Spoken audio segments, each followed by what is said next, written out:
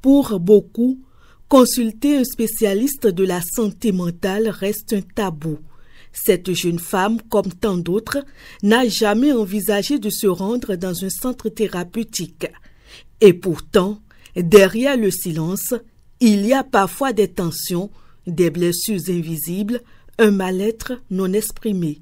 Non, je n'ai pas recours aux spécialistes quand je me sens mal et quand j'ai l'air au bord du précipice. Mais il existe d'autres parcours, celui de Jennifer et Gaspard par exemple. Elle est sage-femme, lui infirmier.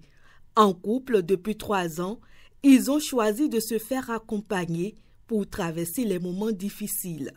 Leur solution, parler, comprendre, se recentrer ensemble.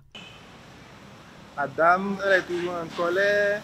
Tu étais avec qui quand tu ne réponds pas? Mais depuis qu'on a commencé thérapie de couple, tout va pour le mieux. On se comprend mieux en fait. Regardez comme ça.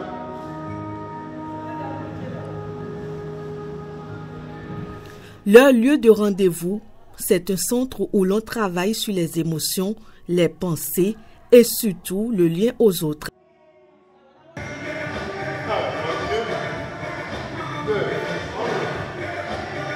Femmes enceintes, couples, professionnels de santé, tous trouvent ici un espace de respiration. Toute personne qui désire parler peut venir à la salle rose. Quand on se sent un peu fatigué, on peut venir à la salle rose pour faire des exercices de respiration et de relaxation.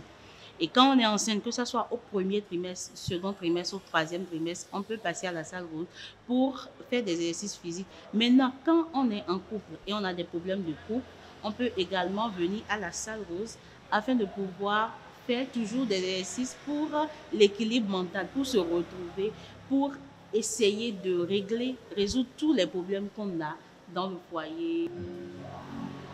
Serré.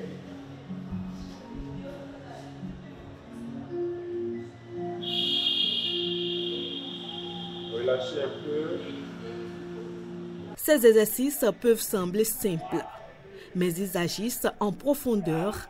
Ils permettent de prendre du recul, de retrouver confiance, de mieux vivre son quotidien. Cette pratique m'est très utile. Pourquoi? Parce qu'en salle d'accouchement et au cours des consultations, nous recevons des cas et des situations qui nous traumatisent. Nous vivons des situations dont c'est difficile.